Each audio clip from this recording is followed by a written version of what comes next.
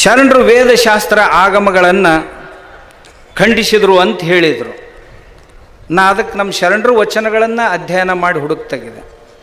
ನಮ್ಮವರೊಬ್ಬರು ಪ್ರಾಧ್ಯಾಪಕರು ಬಸವ ಶೈವದಲ್ಲಿ ಹಿಂದುತ್ವ ಅಂತ ಒಂದು ಗ್ರಂಥ ಬರೆದು ನಾವು ಅದನ್ನು ಬಬಲೇಶ್ವರದೊಳಗೆ ಬಿಡುಗಡೆ ಮಾಡಿದ್ದೀವಿ. ಅಲ್ಲಿ ಆ ಪುಸ್ತಕ ಮಾರಾಟ ಆಗಲಾರ್ದಂಗೆ ಪೊಲೀಸರನ್ನ ಹಚ್ಚಿ ಆ ಗ್ರಂಥದವ್ರನ್ನ ಹೊರಗೆ ಹಾಕ್ಸಿದ್ರು. ಅದರೊಳಗೆ ಆ ಮನುಷ್ಯ ಏನು ಮಾಡ್ಯಾನ, ಉಪಾಧ್ಯ ಅಂತಕ್ಕಂಥ ರೋಣದವನು, ಅವನು ಒಬ್ಬ ಲಿಂಗಾಯತ. ಎಷ್ಟು ಚಂದ ಬರ್ದಾನ ಆ ಗ್ರಂಥ ಅಂದ್ರೆ, ಇವರು ಲಿಂಗಾಯತರು ನಾವು ಹಿಂದೂಗಳಲ್ಲ ಅಂತಿದ್ರಲ್ಲ, ಅವಕ್ಕೆಲ್ಲ ಉತ್ತರಗಳನ್ನು ವಚನಗಳಿಂದ ಕೊಟ್ಟಾನೆ. 22,000 ವಚನಗಳಲ್ಲಿ 15,000 ವಚನಗಳನ್ನು ಅಧ್ಯಯನ ಮಾಡಿ ಅದರೊಳಗೆ 1,500 ವಚನಗಳನ್ನು ಪ್ರಮಾಣವಾಗಿ ಕೊಟ್ಟಾನ. ಕರ್ಮ ಸಿದ್ಧಾಂತ ಒಪ್ಕೊಂಡಿಲ್ಲ ಅಂತ ಹೇಳ್ತಿರಲ್ಲ, ಇವು ನೋಡ್ರಿ ಶರಣರ ಕರ್ಮ ಸಿದ್ಧಾಂತ ಹಿಂಗೆ ಹೇಳ್ಯಾನ. ನಾನು ಅಂಥವುಗಳನ್ನೇ ತಮ್ಮ ಸಲುವಾಗಿ ತಂದೀನಿ 1-2-3. ವೇದಶಾಸ್ತ್ರ ಆಗಮಗಳನ್ನು ಖಂಡಿಸ್ಯಾರ ಅಂತ ಹೇಳ್ತಾರೆ. ಹಾವು ಹದ್ದು ಕಾಗೆ ಗೂಗೆ ಅನಂತ ಕಾಲ ಬದುಕವೇ ಬೇಡವೋ ಮಾನವ, ಲೇಷನಿಸಿಕೊಂಡು ಬದುಕವೋ ಮಾನವ ಶಿವಭಕ್ತನಾಗಿ, ಜೀವಿತಂ ಶಿವಭಕ್ತಾನಾಂ ಪರಂ ವರಂ ಪಂಚದಿನಾನಿ ಚ ಅಜಕಲ್ಪ ಸಹಸ್ರಂತೂ ಭಕ್ತಿಹೀನಂ ನ ಶಾಂಕರಿ ಎಂದುದಾಗಿ ನಮ್ಮ ಕೂಡಲ ಸಂಗಮ ದೇವರ ಭಕ್ತಿವಿಡಿದು 5 ದಿನವಾದರೂ ಬದುಕಿದರೆ ಸಾಲದೆ. ಆಗಮದ ಒಂದು ಪ್ರಮಾಣವನ್ನೇ ಬಸವಣ್ಣವರು ಈ ವಚನದಲ್ಲಿ ತಗೊಂಡು ಚೆನ್ನಾಗಿ ಬದುಕೋದಾದ್ರೆ 5 ದಿವಸ ಬದುಕಿದ್ರೆ ಸಾಕಲ್ಲೇನು? ಇಂಥವು ಕೊರಗತೆ 100 ವರ್ಷ ಬದುಕೋದಕ್ಕಿಂತಲೂ ಚೆನ್ನಾಗಿ ಬದುಕೋದಕ್ಕೆ ಆಗಮ ಪ್ರಮಾಣ ಹೇಳಿದೆ, ಇಷ್ಟು ಬದುಕಿದ್ರೆ ಸಾಕಲ್ಲೇನಂತ ಹೇಳಿದ್ದಾರೆ. ಅದು ಅಲ್ದ ಶರಣರು ಪುಣ್ಯ ಪಾಪಗಳನ್ನು ಒಪ್ಕೊಳ್ಳೋದಿಲ್ಲ ಅಂತ ಹೇಳಿದರು. ಕರಿ ಅಂಜುವುದು ಅಂಕುಶಕ್ಕಯ್ಯ, ಗಿರಿ ಅಂಜುವುದು ಕುಲಿಶಕ್ಕಯ್ಯ, ತಮಂದ ಅಂಜುವುದು ಜ್ಯೋತಿಗಯ್ಯ, ಕಾನನ ಅಂಜುವುದು ಬೆಂಕಿಗಯ್ಯ ಬೇಗೆಗಯ್ಯ, ಪಂಚಮಹಾಪಾತಕ ಅಂಜುವುದು ಕೂಡಲ ಸಂಗಮನ ನಾಮಕ್ಕಯ್ಯ.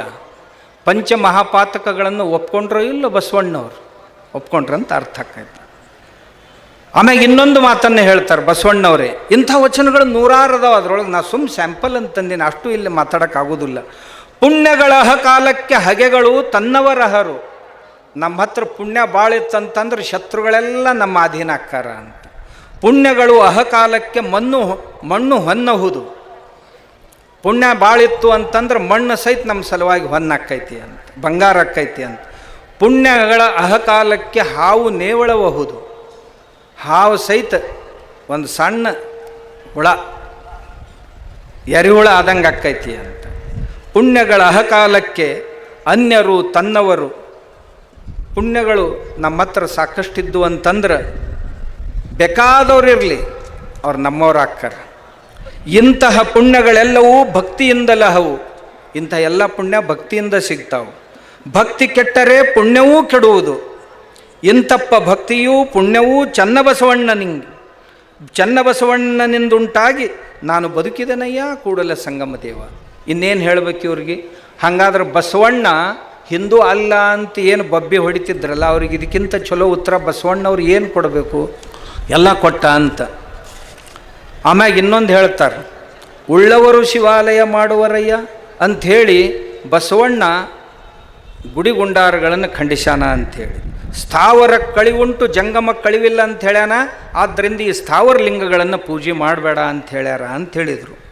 ಇಷ್ಟೇ ಅಲ್ಲ, ಕಟ್ಟಿದ ಲಿಂಗವ ಬಿಟ್ಟು ಬೆಟ್ಟದ ಲಿಂಗಕ್ಕೆ ಹೋಗುವವರನ್ನು ಮೆಟ್ಟಿನಿಂದ ಹೊಡಿಬೇಕು ಅಂತ ಶರಣರು ಹೇಳ್ಯಾರ ಅಂತ ಹೇಳ್ತಾರೆ ಇವರು. ಅಂಬಿಗರ ಚೌಡಯ್ಯನವರು ವಚನ ಹೇಳ್ತಾರೆ ಇದನ್ನು. ಇಂತಹ ಪ್ರಾಸಂಗಿಕ ಮಾತುಗಳನ್ನು ತಗೊಂಡು ಆಸ್ತಿಕತೆಯನ್ನು ಹಾಳು ಮಾಡೋದು.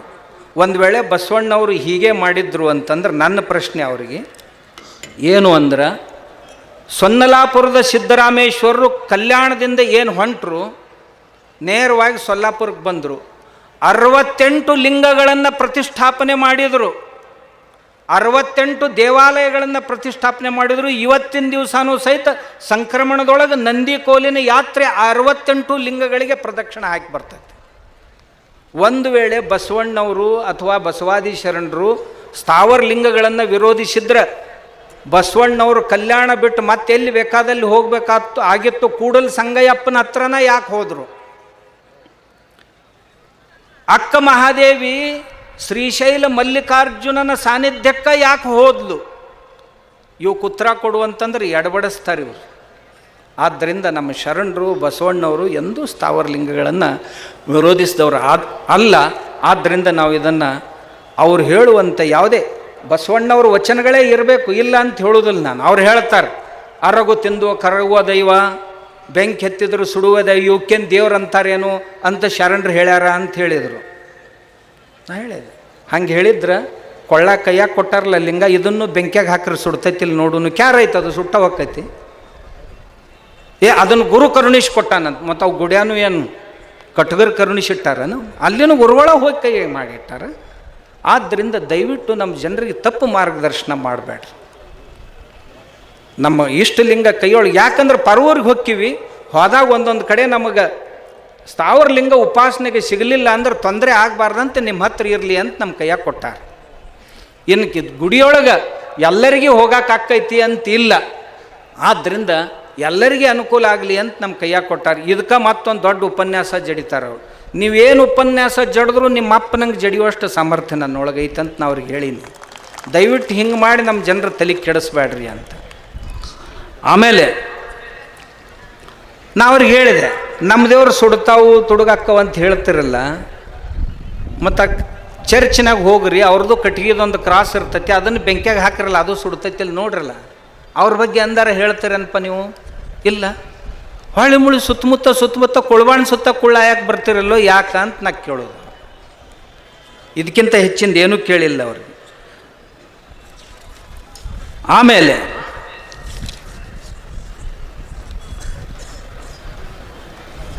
ನಾ ಇನ್ನೊಂದು ಮಾತು ಹೇಳ್ತಿದ್ದೆ, ಇವ್ರಿಗೆ ಇಷ್ಟ್ಯಾಕೆ ಅನ್ಯ ಧರ್ಮದವ್ರ ಮ್ಯಾಗ ಪ್ರೇಮ, ನಮ್ಮ ಧರ್ಮದವ್ರನ್ನ ಬೈಯೋದು ಯಾಕೆ? ಇವ್ರದ್ದು ಎಷ್ಟು ಪ್ರೀತಿ ಅಂತಂದ್ರೆ, ಮಂಗಳೂರಾಗ ಇವ್ರು ಬಸವ ಸಂಸ್ಕೃತಿ ಅಭಿಯಾನ ಮಾಡಕ್ಕೆ ಹೋಗಿದ್ದರು.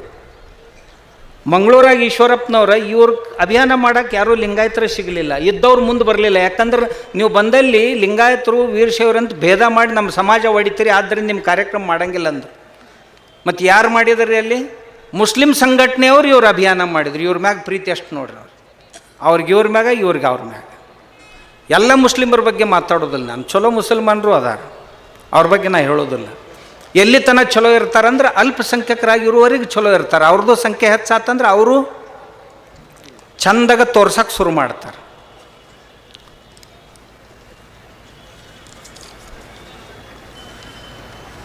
ನಮ್ಮ ಜಗಲಿ ದೇವ್ರನ್ನ ವಿಸರ್ಜನೆ ಮಾಡ್ರಿ ಅಂದ್ರಿ. ಯಾಕ್ರಪ್ಪ, ನಮ್ಮ ದೇವ್ರೇನು ನಿಮ್ಗೇನು ಪಾಲು ಕೇಳ್ಯಾವ? ಜಗಲಿ ಮ್ಯಾಗಿನ ದೇವರು ಎಲ್ಲಿಗೆ ಬಂತು ಅಂತಂದ್ರೆ, ಈ ಸ್ವಾಮಿಗಳು ಮನೆಗೆ ಬರ್ತಾರಂದ್ರೆ ಭಕ್ತರು ಏನು ಅನ್ನಕತ್ರಿ, ಸ್ವಾಮಿ ಬರ್ತೈತೆ ಅದ್ರ ಕಣ್ಣು ಬೀಳ್ತದೆ, ಜಗಲಿ ಮ್ಯಾಗ ಎಲ್ಲ ಜೋರು ತೆಗೆದಿಟ್ರಿ, ಅದು ಹೋಗಿಂದ ಮತ್ತಿಡುನಂತ. ಇಲ್ಲಿಗೆ ಬಂದರು. ಆಮ್ಯಾಗ ಈ ಲಗ್ನದಾಗ ಅಕ್ಕಿ ಕಾಳು ಹಾಕಬೇಡ್ರಿ ಅಂತ. ಅಕ್ಕಿ ಕಾಳು ಹಾಕ್ಬೇಡ್ರಿ, ಮತ್ತೇನು ಹಾಕೋದು? ಹೂವು ಹಾಕೋದು. ಯಾವ ಊರಾಗ ಅಕ್ಕಿ ಬೆಳೆಯಂಗಿಲ್ಲ ಅಲ್ಲಿ ಹೂವನ್ನ ಹಾಕ್ತಾರೆ. ಒಂದು ದೇಶದಾಗ ಅಕ್ಕಿಲ್ಲ ಅಲ್ಲಿ ಉತ್ತತ್ತಿ ಹಾಕ್ತಾರೆ. ಏನು ಹಾಕಿದ್ರು ಬಹಳ ಮಹತ್ವದ್ದಲ್ಲ. ನೀವು ನಿಮ್ಮದಂತ ಅದನ್ನೇನು ಹೇಳ್ಕೊಳ್ಳೋ ಅವಶ್ಯಕತೆ ಇಲ್ಲ.